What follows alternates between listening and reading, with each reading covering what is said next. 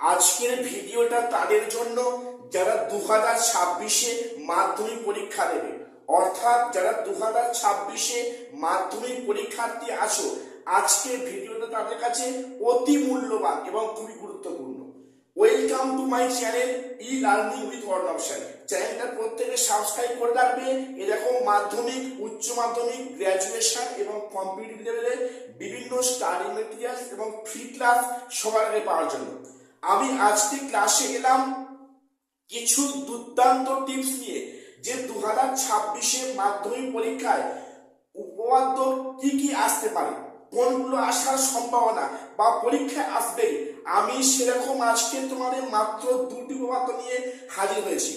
দেখো, তোমরা জানো যে তোমাদের সিলেবাসে কিন্তু মোট 6টা অধ্যায় উপপাদ্য আছে। তার মধ্যে আমি 3টে অধ্যায় সিলেক্ট করেছি, যেখান থেকে কিন্তু উপপাদ্য পড়ার সম্ভাবনা খুব বেশি বা সেখানে পড়বে। দেখো, প্রথম বলি অধ্যায় 3। অধ্যায় 3-এ কি আছে? বৃত্ত সম্পর্কিত উপপাদ্য। অধ্যায় 15 কি আছে?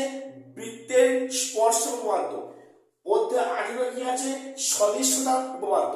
দেখো, এই 3টে আমরা চ্যাপ্টারকে সিলেক্ট করেছি। তবে আমরা এই 3টে থেকে উত্তর করব না, আমরা করব মাত্র দুখানা করব।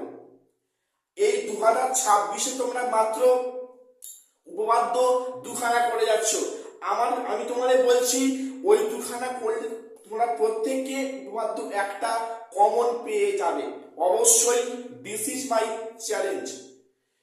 তো প্রথম বলে রাখি যে বৃত্ত সম্পর্কিত উপপাদ্য তোমরা এখান থেকে করছো উপপাদ্য নাম্বার 32, যেটা পরীক্ষায় পড়ার সম্ভাবনা খুব বেশি। এবং সেখানে পেজ নাম্বার তোমাদের দেবে যে অঙ্কের টেক্সট বুকে পেজ নাম্বার 59-এ দেওয়া আছে উপপাদ্য 32। এবং তারপরে বলবো বৃত্তের স্পর্শক, যেখানে উপপাদ্য নাম্বার 42, যেটা আছে তোমাদের অঙ্ক বইতে 215 পৃষ্ঠায় আছে। সদৃশতা উপপাদ্য, যেখানে আছে উপপাদ্য নাম্বার 48, যেখানে আছে 255।